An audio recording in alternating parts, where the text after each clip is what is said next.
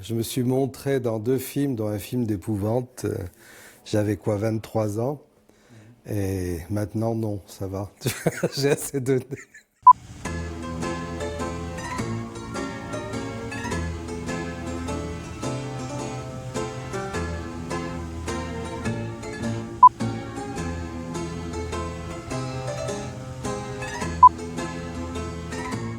Je me souviens d'une amie qui faisait travailler des chanteurs.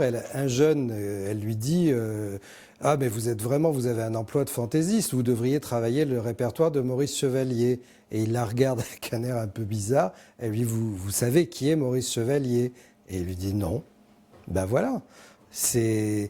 Je veux dire, comme disait Henri Janson, Pompéi, tout le monde descend. Mais c'est vrai, c'est ça de plus en plus. Je crois qu'il y a un manque de curiosité qui est lié à une époque où tout va trop vite et où les gens n'ont que la curiosité de regarder 2, 3 trucs sur Internet, vite fait, en zappant. Bon, moi, ça me désole. J'ai gardé le même enthousiasme. Je me souviens de la première fois où je suis allé au cinéma quand j'étais tout petit, j'avais 4 ou 5 ans, et j'avais vu Fantasia au studio Universel. Et c'est vrai que je suis venu au cinéma par le côté étrange, fantastique, mystérieux, et ce goût pour le fantastique que j'avais aussi en littérature m'a ensuite ouvert à tout le cinéma, à tous les grands maîtres, à tout ce qu'on peut avoir envie de voir ou de découvrir. Et je crois que le maître mot, ça a toujours été la curiosité. Découvrir un film, ça donne envie d'aller plus loin dans l'œuvre d'un auteur, et puis de là on passe à un autre. La curiosité, ça a toujours été mon maître mot. C'est ce que je défends avec les livres que je fais, avec la collection La Muse Celluloïde. J'essaie de faire en sorte que certains noms, certains films ne disparaissent pas de la mémoire des gens. Ça va d'auteurs du muet comme Méliès, comme Capellani, jusqu'à à peu près le début des années 60. Disons que j'ai eu envie de mettre en lumière ou de remettre en lumière des cinéastes, des comédiens, une productrice. Ce sont des choix subjectifs, mais je les assume. Non, le cinéma continue à exister. D'abord, moi, ma cinéphilie a commencé quand j'avais 13 ans.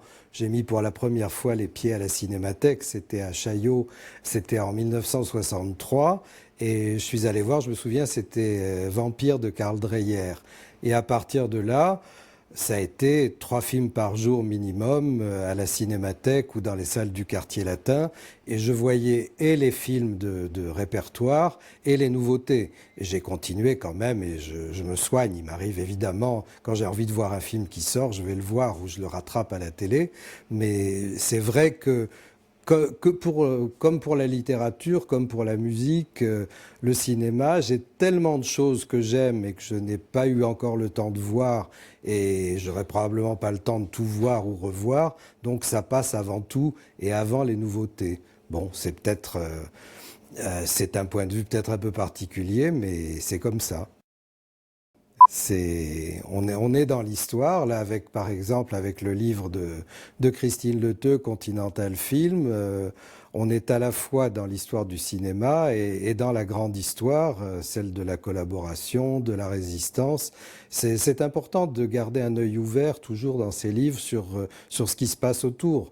C'est difficile, par exemple, quand on donne la parole à Marcel Carné, de ne pas voir tout ce qui se passe autour de lui et qu'il décrit dans ses textes de journaliste avant de devenir cinéaste. À chaque fois, on est toujours dans l'époque. Avec Sacha Guitry, quand j'ai demandé à Jory Bouet de parler de la Malibran, on était encore dans le cinéma de l'occupation. Enfin, c'est pas une obsession de ma part, mais enfin, c'est vrai que ça correspond aussi à certains mystères, certaines zones d'ombre qu'on a envie de voir s'éclaircir.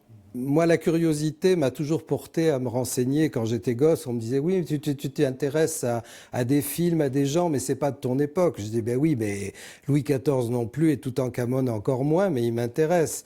Et ce qui m'effraie, c'est de voir à quel point de nos jours les gens perdent la mémoire. Et il faut voir ce que ça donne. Regardez les problèmes d'antisémitisme. Si les gens connaissaient un peu mieux l'histoire de la Seconde Guerre mondiale, est-ce que ça ferait quelque chose? Peut-être. Le cinéma, c'est nettement moins grave.